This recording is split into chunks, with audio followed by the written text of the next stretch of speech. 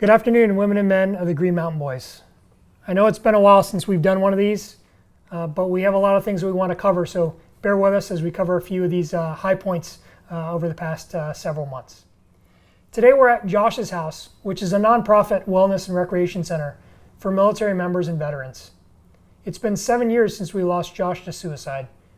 His mother, Valerie, created this space in his honor as a refuge for other military members who may be struggling as her son did, or for those looking for a relaxing place to unwind. September is Suicide Awareness Month, and we still mourn the loss of two of our Green Mountain Boys, one Army and one Air, earlier this year. As a command team, we want to urge you to seek help if you need it. Josh's house is one of many resources available. Please go to the 24/7 crisis button on the app for additional resources, and please reach out if you need help. You're not alone. We've been very busy these past few months. As you know, you've been living it. But we wanted to take this opportunity to check in with everyone and cover a few high points. First, we want to welcome home our final RCP-5 deployer, who she's supposed to be on the road here today or tomorrow, but within the week, we'll have our last RCP-5 deployer home. It's great to have the team back. We want to thank you for your dedication and your service for 6 months, sometimes longer for many, overseas in the multiple AORs. We're proud of you. We got exceptional feedback on your performance representing the GMBs. Thank you, thank your families for your sacrifice. We're proud of you and we appreciate all that you've done. I also want to highlight that our Red Flag team recently got back within the past several weeks as well. The results were impressive. It was impressive performance in oppressive conditions, as many of those know who were there dealing with the heat. We're extremely proud of you, and that was a capstone of our aviation package readiness in terms of coming out of conversion here to be C1 by 21. Now that we've got our RCP team home and our Red Flag team, now we're going to focus on the rest of readiness for these last few months as we get prepared to come out of conversion at the end of this calendar year. That includes fast track, which is obviously occurring this drill, as well as our PT assessments. And we're trying to get those accomplished here before winter arrives in Vermont. Part of fast track is also going to be the vaccine. Chief? Because the Pfizer COVID vaccine is fully FDA approved, it's now mandatory. However, the Moderna or Johnson & Johnson vaccines will also fulfill this requirement. If you haven't been vaccinated yet, please go to the Snow Barn between 10 and 1400 on Saturday, September 11th, where the Pfizer vaccine will be available. Alternately, you can receive the Moderna vaccine on September 11th at the Armory on Camp Johnson between 12 and 1600.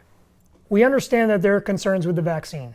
Realize the Secretary of Defense has mandated that everybody get the COVID-19 vaccine and that it is essentially a readiness requirement.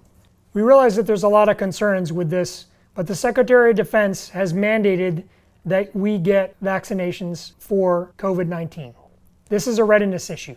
I expect all of our airmen to get the vaccine. However, airmen can submit a medical, religious, or administrative exemption through your chain of command. There is a whole review and approval process, and ultimately it gets approved by the Director of the Air National Guard. If you have questions, which I'm sure many of you do, please consult your chain of command. In an ongoing effort to improve as a unit, our commitment to transparency and communication continues.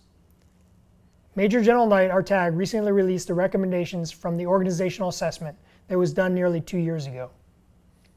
We'll be releasing our recent DEOC survey that was just done this past May or June during Sunday of drill. I want to commend and thank you all for your participation, as we had one of the highest, if not the highest, participation rate that we've ever had for our DEOC survey. Part of our commitment to you is that we're going to share these results with you, and we think that's important so you see what Chief and I see. In an effort to continue our communication and increase our transparency, you can see the positives and also acknowledge that we have some challenges and opportunities that we can work on, because we're not an infallible organization, but that's how we continue to get better. With the rise of the Delta variant, we recently learned that our state COVID missions will continue through the end of the calendar year. One volunteer opportunity is the contact tracing mission. If you'd like to participate, please work with your chain of command to get all the details. It's definitely been a busy year, and it's important that we take time to reflect, and also that we take time for each other and take time for your families and your friends. I applaud those that have been taking time off since getting back from either the RCP or Red Flag.